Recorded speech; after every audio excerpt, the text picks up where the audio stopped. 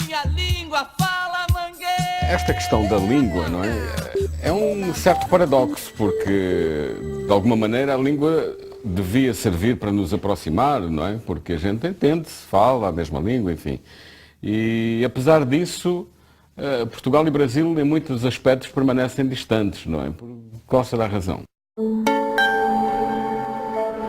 Eu acho que aqui o fator colonialista, mas também ideológico, pesou nesse preconceito que levou a este distanciamento que se verificou nos últimos 30 anos entre os países de língua portuguesa. Bem, o nosso grande ponto de união, evidentemente, é a história, as nossas raízes comuns, a língua e a cultura. Agora, curiosamente, essas raízes também nos separam. Existe uma sensação de estranheza ainda no ar, que não se dissipou mesmo 200 anos depois da independência do Brasil. Que eu acho que tem a ver, por exemplo, com o nosso problema de autoestima. Os dois povos têm um sério problema de autoestima, de aceitar a sua própria realidade. Acho que a língua, sim, é óbvio que nos une, apesar de às vezes nós não nos compreendermos bem. Eu acho que, embora haja diferenças e essas diferenças fiquem nítidas, elas mais nos unem que nos separam.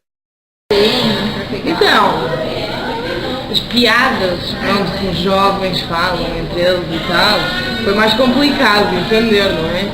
Porque há expressões que são características de cada país.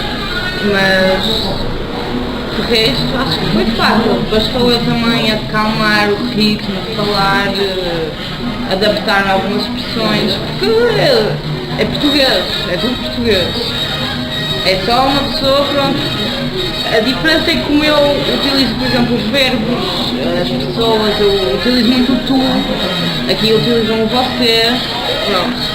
Acaba por ser diferente, mas as pessoas vão compreendendo. No início é estranho, tanto para mim como para quem está aqui. Só que com o tempo, pronto, as pessoas acostumam-se ao meu jeito e eu também me acostumo. Eu cheguei perto de um guarda civil, naquele tempo, muito bem fardados, muito adequados, já vê coisa. Seu guarda, o senhor pode fazer o favor de me dar uma informação? Pois não, eu fui embora.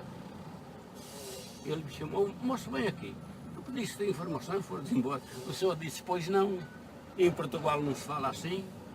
Estima-se que 3 milhões de paulistanos possuam alguma origem em Portugal. E por esse quê brasileiro nos portugueses, as tradições não são seguidas ou separadas tão à risca. Além das diferenças linguísticas, um choque recorrente é a questão da violência. Todo mundo me falava, ai, cuidado, São Paulo e tal, cuidado, não sei o quê, não pode andar na rua. E eu fiquei logo, meu Deus, onde é que eu estou? Todo mundo falava daqui como se eu estivesse na guerra, não é? E óbvio que uma pessoa fica assustada, eu sou de fora, não é? Então, eu só vim com as ideias que as pessoas me deram daqui. Eu não conhecia, só conhecia a Bahia. Eu estive lá uma semana, por isso, tudo tranquilo. Cheguei aqui, estava com um bocado de medo, estava. Mas agora, passou um ano e eu digo, eu ando na rua tranquila, saio à noite com os meus amigos tranquila, faço a minha vida como fazia lá. Agora também vou começar a dirigir aqui tranquila. Por isso acho que a ideia que as pessoas têm é um bocado errada. É o que eu falo, os meus amigos mandavam falar, já foste assaltada? E eu, não, nunca fui assaltada. Estou aqui bem e é que pronto, as pessoas acabam por ser passada a mensagem errada para lá para fora. Para a Europa, para Portugal, passa nos noticiários e só o que eu fui daqui. E as pessoas ficam com essa ideia.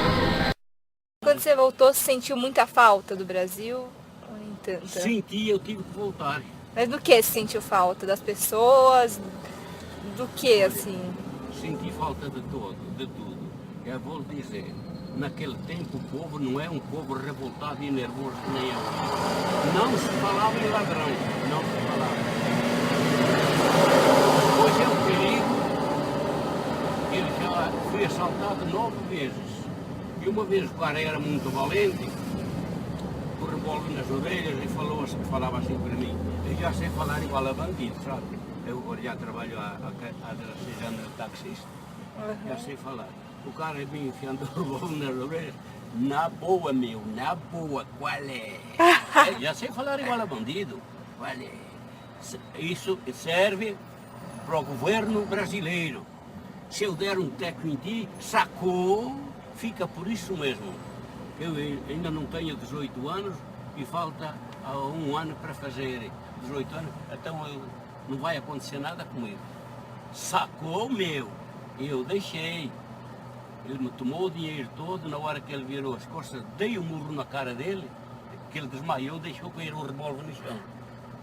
Levei para 35, meio doidão, ele estava meio doidão, peguei a arma, e dirigindo com a mão, e com a arma aqui. Agora é eu que mando, não és tu? Até aqui eras tu que mandavas, estava na boa, meu, agora fica na boa, porque eu aperto o dedo, eu apertava mesmo. Ela sentada ao lado, um Santana, que eu tinha um quarto muito bonito. Talvez você ache que por você ter nascido lá em Portugal, uma coisa assim, você tem uma cultura diferente em relação aos assaltos, assim, porque o pessoal aqui é muito, tudo bem, pode levar, é muito passivo e acostumado com essas coisas. Você acha que talvez o choque, assim, fez você reagir como você reagiria, talvez, em Portugal? Portugal não precisa disso. Não. Até hoje, é bom que fique gravado, até hoje, a gente vai na agência bancária, vai e volta, não tem um guarda lá dentro, é livre, tá? É por isso que Portugal, acho que não sei agora como está, teve uma época muito ruim, mas tem 50 mil brasileiros lá, naquele tempo tinha. Procura para eles, se querem vir para aqui, eles sabem tudo o que está passando aqui. É um tal de matar, estrupar, e fica por isso mesmo, aqui é uma baderna. Mal, eu só falo para você, isso é bom que fique gravado. Mal empregado o país está nas mãos de quem está. Isto aqui podia ser o orgulho do mundo.